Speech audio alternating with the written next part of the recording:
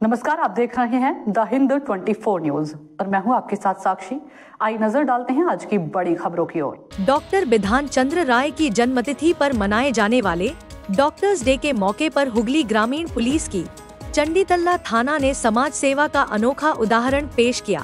थाना परिसर में आयोजित पत्रकार सम्मेलन में एसडीपीओ तमाल सरकार ने बताया कि अलग अलग मामलों में चोरी या गुम हो चुके करीब 30 मोबाइल फोन उनके असल मालिकों को वापस सौंपे गए।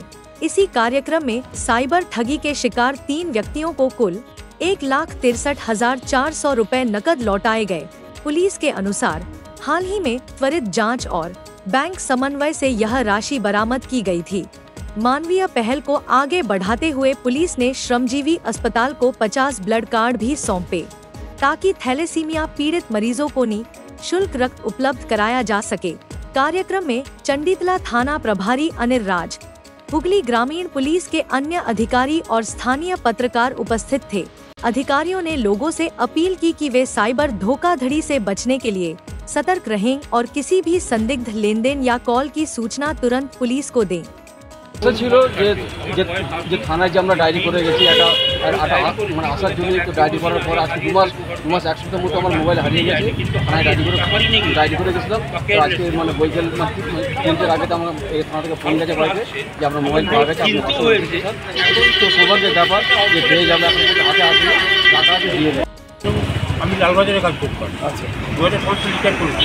ওখানেও কিন্তু ওইভাবে রিকভার করে, মানে যদি একবারে বেহাত না হয়ে যায় বা জলে পড়ে না যায় তাহলে রিকভার করা সম্ভব হয়। এবং আমার আরও দোষ নয়, এটা আমার নেগলিজেন্সি হারিয়েছে, পড়ে গেছে পকেট থেকে। তো কাজে কাজে এটা উদ্ধার হয়েছে, আমি খুশি, পুলিশকে আমি প্রশংসাই করি। কবে হয়েছে ঘটনাটা?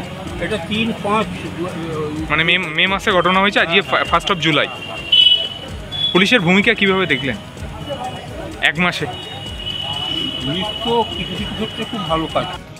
তো আজকে এখানে বিভিন্ন সময় বিভিন্ন ব্যক্তির হারিয়ে যাওয়া মোবাইলের অভিযোগের ভিত্তিতে 30টি মোবাইল আমরা চণ্ডীতলা থানার পক্ষ থেকে আমরা উদ্ধার করেছি এবং আজকে তাদের প্রকৃত ওনার যারা তাদের হাতে সেই মোবাইলগুলো ফেরত দিয়ে দেওয়া হচ্ছে।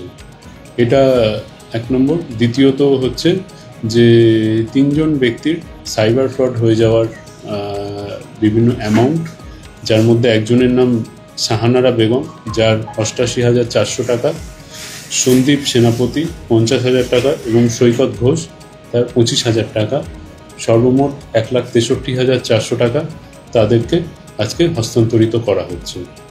এবং এছাড়াও আপনারা জেনে থাকবেন যে কিছুদিন আগে যেটা চণ্ডীতলা থানার পক্ষ থেকে যে রক্তদান শিবিরের আয়োজন করা হয়েছিল, তো যেখানে আমাদের এখানে শ্রীরামপুর শ্রমজীবী যে হসপিটাল আছে তাদেরকে আজকে আমরা 30টি কার্ড তাদেরকে আজকে আমরা হ্যান্ড ওভার করেছি।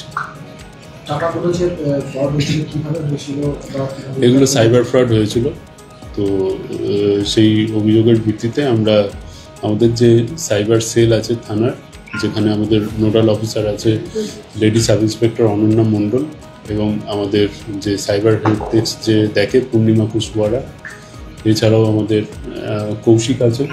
তো এদের তৎপরতায় আমরা সেই ফ্রড অ্যামাউন্টগুলো আমরা উদ্ধার করি এবং আজকে হ্যাঁ সবটাই লিখিত। স্যার, দিন দিন যে ফ্রডের প্রকার বাড়ছে, তো মানুষের উদ্দেশ্যে কি সতর্কবার্তা নিচ্ছেন?